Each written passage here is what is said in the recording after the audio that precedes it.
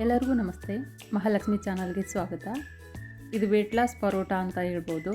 ಯಾವುದೇ ರೀತಿಯಾದ ಆಯಿಲ್ ಅಥವಾ ಬೆಣ್ಣೆ ತುಪ್ಪ ಯಾವುದೂ ಇಲ್ಲದೇ ಇಷ್ಟೊಂದು ಮೃದುವಾಗಿ ಲೇಯರ್ ಆಗಿ ಬಂದಿದೆ. ಈ ಥರ ಮಾಡೋದು ತುಂಬಾ ಸುಲಭ. ಇದಕ್ಕೆ ಕೆಲವೊಂದು ಇಂಗ್ರೀಡಿಯೆಂಟ್ಸನ್ನು ಆ್ಯಡ್ ಮಾಡಬೇಕಾಗುತ್ತೆ. ಮೊದಲಿಗೆ ಚಿರೋಟಿ ರವೆಯನ್ನು ನೀರಲ್ಲಿ ನೆನೆಯಲ್ಲಿ ಇಡಬೇಕಾಗುತ್ತೆ. ನೀವು 1 kg ಹಿಟ್ಟಿಗೆ 1/4 kg ಅಷ್ಟು ಚಿರೋಟೆ ರವೆ ಬೇಕಾಗುತ್ತೆ. 4ಕ್ಕೆ 1 ಪಟ್ಟಷ್ಟು. ಇವಾಗ ಗೋಧಿ ಹಿಟ್ಟಿಗೆ ಸ್ವಲ್ಪ ಉಪ್ಪನ್ನು ಹಾಕ್ಕೊಳ್ಳಿ. ಸ್ವಲ್ಪ ಎಳ್ಳು ಕೂಡ ಸೇರಿಸ್ಕೊಳ್ಳಿ, ಚೆನ್ನಾಗಿ ಬರುತ್ತೆ. ತುಂಬ ಟೇಸ್ಟಾಗಿ ಬರಬೇಕು ಅಂದರೆ ಸ್ವಲ್ಪ ಎಳ್ಳು, ಉಪ್ಪು. ನಾನು ಎಣ್ಣೆ ಸೇರಿಸ್ತಾ ಇಲ್ಲ. ಇಷ್ಟನ್ನು ಹಾಕಿ ಸ್ವಲ್ಪ ಅಕ್ಕಿ ಹಿಟ್ಟನ್ನು ಕೂಡ ಹಾಕ್ಕೊಳ್ಳಿ. ನೀವು ಅಕ್ಕಿ ಹಿಟ್ಟು ಅಥವಾ ಸ್ವಲ್ಪ ಮೈದಾ ಹಿಟ್ಟು ಇದ್ದರೆ ಸೇರಿಸ್ಕೊಳ್ಳಿ ಅಷ್ಟೇ.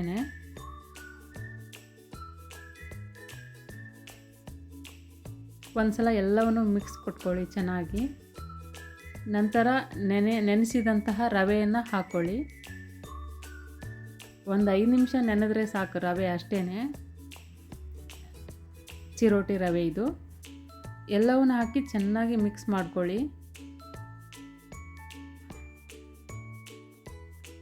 ಸಡನ್ಲಿ ನೀರು ಹಾಕೋದಕ್ಕೆ ಹೋಗಬೇಡಿ. ಸ್ವಲ್ಪ ನೀರು ಹಾಕಿ ಟೈಟಾಗಿ ನಾದ್ಕೊಳ್ಳಿ. ಲೂಸ್ ಇರಬಾರ್ದು ಹಿಟ್ಟು. ಸ್ವಲ್ಪ ನೀರು ಹಾಕಿ ಟೈಟಾಗಿ ಚೆನ್ನಾಗಿ ಸ್ಮೂತಾಗಿ ಬರೋ ಥರ ನಾದ್ಕೊಳ್ಳಿ.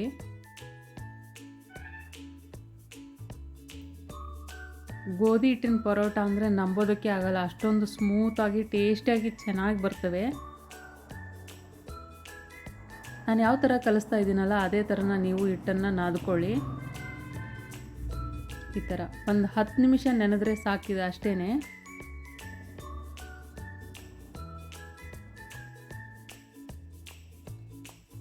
ನೋಡಿ, ಆ ಕೆಳಗಡೆ ಇರುವಂಥ ಪ್ಲೇಟ್ಗೂ ಕೂಡ ಹತ್ತಿಲ್ಲ ಅದು. ಎಷ್ಟೊಂದು ಚೆನ್ನಾಗಿ ಬಂದಿದೆ.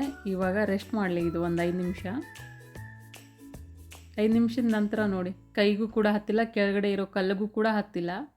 ಹಾಗೇನಾದರೂ ಕೈಗೆ ಅದಕ್ಕೆ ಹತ್ತುತ್ತಾ ಇದೆ ಅಂದರೆ ಸ್ವಲ್ಪ ನೀರನ್ನೇ ಹಚ್ಕೊಳ್ಳಿ. ಎಣ್ಣೆ ಬೇಡ ಅಂದರೆ ಸ್ವಲ್ಪ ಎಣ್ಣೆ ಇದ್ದರೆ ಪರವಾಗಿಲ್ಲ ಅಂದರೆ ಎಣ್ಣೆ ಯೂಸ್ ಮಾಡಬಹುದು. ನಾನು ಎಲ್ಲೂ ಕೂಡ ಎಣ್ಣೆ ಯೂಸ್ ಮಾಡಿಲ್ಲ. ನೋಡಿ, ನೀರನ್ನೇ ಹಾಕಿ ನಾದ್ತಾ ಇದ್ದೀನಿ. ಈ ಥರ ಚೆನ್ನಾಗಿ ನೀರು ಹಾಕಿಬಿಟ್ಟು ಚೆನ್ನಾಗಿ ನಾದ್ಕೊಳ್ಳಿ.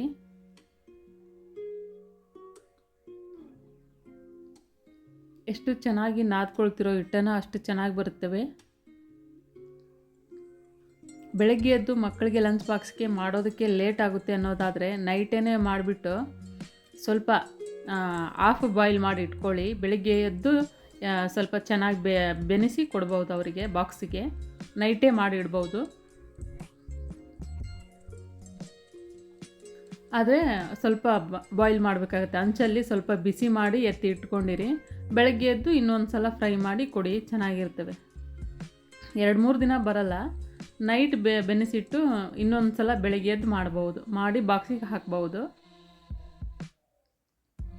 ಅಂಚು ಕಾಯಲ್ಲಿ ಇಟ್ಟಿದ್ದೆ. ಅಂಚನ್ನು ಕಾದ ನಂತರ ಲೋ ಫ್ಲೇಮ್ಗೆ ಇಟ್ಬಿಡಿ. ಅದನ್ನು ತೆಳ್ಳಗೆ ಲಟ್ಟಿಸ್ಬೇಕಾಗುತ್ತೆ. ಇದನ್ನು ಸಾಧ್ಯ ಆದಷ್ಟು ತೆಳ್ಳಗೆ ದೊಡ್ಡದಾಗಿ ಲಟ್ಟಿಸ್ಕೊಳ್ಳಿ.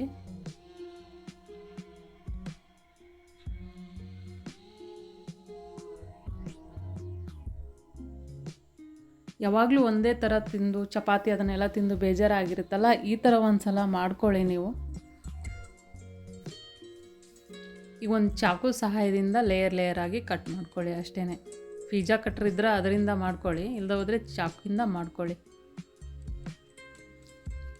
ಆದರೆ ಸಂಪೂರ್ಣವಾಗಿ ಕಟ್ ಆಗಬೇಕವು. ಮತ್ತು ಹಾಗೆ ಲೈನ್ ಥರ ಬಿದ್ದರೆ ಮತ್ತೆ ಚಪಾತಿ ಥರ ಆಗಿಬಿಡುತ್ತೆ ಅದು.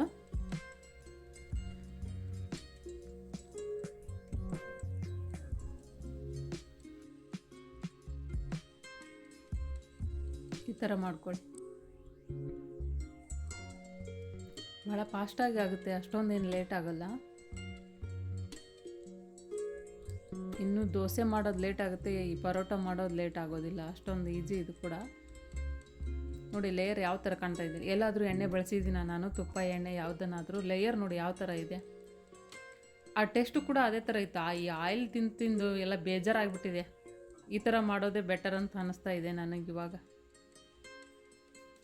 ಇಲ್ಲೊಂದು ಗಮನದಲ್ಲಿ ಇಟ್ಕೋಬೇಕಾಗುತ್ತೆ ನೀವು, ಇದು ಅಂಚು ಕಾದ ನಂತರ ಲೋ ಫ್ಲೇಮಲ್ಲೇ ಇರಬೇಕದು. ಅಂದರೆ ಲೇಯರು ಎದ್ದೇಳುತ್ತದೆ ಪೂರಿ ಥರ ಲೇಯರ್ ಹಿಂಗೆ ಕಟ್ ಮಾಡಿ ತಿಂತ ಇದ್ರೆ ಲೇಯರ್ ಬರ್ತಾ ಇರುತ್ತೆ, ಚೆನ್ನಾಗಿರುತ್ತೆ. ಹೈ ಫ್ಲೇಮಲ್ಲಿ ಇಟ್ಬಿಟ್ರೆ ಲೇಯರ್ ಬರಲ್ಲ, ಸ್ವಲ್ಪ ಕಡಿಮೆ ಆಗುತ್ತೆ. ನಮಗೆ ಲೇಯರ್ ಥರ ತುಂಬ ಚೆನ್ನಾಗಿ ಬರ್ಬೇಕಂದ್ರೆ ಗ್ಯಾಸ್ ಯಾವಾಗಲೂ ಲೋ ಫ್ಲೇಮಲ್ಲೇ ಇರಲಿ. ಸ್ವಲ್ಪ ಚೆನ್ನಾಗಿ ಬೆನೆಸ್ಕೊಳ್ಳಿ. ಅತಿ ತೆಳ್ಳಗೆ ಮಾಡಬೇಡಿ, ಸ್ವಲ್ಪ ದಪ್ಪ ಇರಲಿ ಇದು ಪರೋಟ. ಎಲ್ಲ ಥರದ ಪರೋಟಗಳನ್ನು ಚಪಾತಿಗಳನ್ನು ಮಾಡಿರ್ತೀರ, ಈ ಥರನೂ ಒಂದು ಸಲ ಮಾಡ್ಕೊಳ್ಳಿ. ಸ್ವಲ್ಪ ಡಿಫ್ರೆಂಟ್ ಅಂತ ಅನ್ನಿಸ್ತು ನನಗೆ, ನೀವು ಕೂಡ ಒಂದು ಸಲ ಮಾಡಿ. ಇದಕ್ಕೆ ಇಂಥದ್ದೇ ಸಬ್ಜಿ, ಅಂಥದ್ದೇ ಪಲ್ಯ, ಇಂಥದ್ದೇ ಚಟ್ನಿ ಅಂತಿಲ್ಲ, ಎಲ್ಲದಕ್ಕೂ ಕೂಡ ಸೂಟ್ ಆಗುತ್ತೆ ಇದು. ನಾನು ಬೇಳೆ ದಾಲ್ ಮಾಡಿದ್ದೆ, ಯಾವ ಥರ ಮಾಡೋದು ಅಂತ ಶಾರ್ಟ್ಸಲ್ಲೇ ಹಾಕ್ತೀನಿ ನೋಡಿ. ಇದು ಮಾತ್ರ ತೆಳ್ಳಗೆ ಲಟ್ಟಿಸ್ಕೋಬೇಕಾಗುತ್ತೆ, ನೀವು ದಪ್ಪ ಇರಬಾರ್ದು, ಚೆನ್ನಾಗಿ ಬರಲ್ಲ. ತೆಳ್ಳಗೆ ಲಟ್ಟಿಸ್ಕೊಂಡು ಕಟ್ ಮಾಡೋದು ಈ ಥರ ನಾನು ಮಾಡ್ತೀನಲ್ಲ ಆ ಥರ ಮಾಡೋದು ಅಷ್ಟೇ, ಅದೇನು ವಿಶೇಷತೆ ಇಲ್ಲ. ಇದಕ್ಕೆ ನಾನು ಹಾಕಿರುವಂಥ ಇಂಗ್ರೀಡಿಯೆಂಟ್ಸನ್ನು ಫಾಲೋ ಮಾಡಿ ಅಷ್ಟೇ. ಎಳ್ಳನ್ನು ಹಾಕ್ಕೊಳ್ಳಿ, ಸ್ವಲ್ಪ ಉಪ್ಪು, ಸ್ವಲ್ಪ ಮೈದಾ ಹಿಟ್ಟು ಅಥವಾ ಅಕ್ಕಿ ಹಿಟ್ಟನ್ನು ಹಾಕ್ಕೊಳ್ಳಿ, ಗೋಧಿ ಹಿಟ್ಟು, ನೀರು ಅಷ್ಟೇ. ಮತ್ತೇನಿದೆ ಇದರಲ್ಲಿ, ಇಷ್ಟೇ.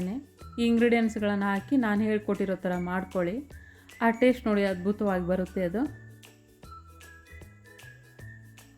ಮನೆಯಲ್ಲಿ ಮಕ್ಕಳು ಕೂಡ ತುಂಬ ಇಷ್ಟಪಡ್ತಾರೆ ಈ ಥರ ಮಾಡಿದರೆ, ನಮ್ಮ ಮನೆಯಲ್ಲಿ ತುಂಬ ಇಷ್ಟಪಟ್ಟರು.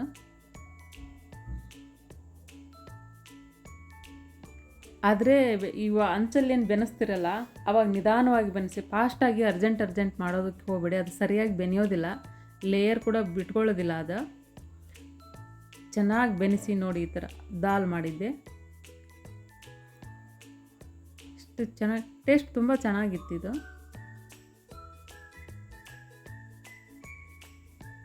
ಎಷ್ಟು ಸ್ಮೂತಾಗಿ ಬಂದಿದೆ ನೋಡಿ.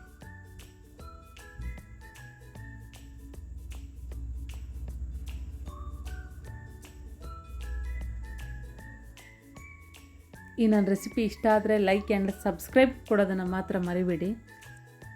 1 ವರ್ಷದ ನಂತರ ಈ ಒಂದು ವಿಡಿಯೋನ ಹಾಕ್ತಾಯಿದ್ದೀನಿ ನಾನು. ಯಾವುದೇ ರೀತಿಯಾದ ವಿಡಿಯೋನೂ ಕೂಡ 1 ವರ್ಷ ಹಾಕಿಲ್ಲ, ಇವಾಗ ಹಾಕ್ತಾಯಿದ್ದೀನಿ.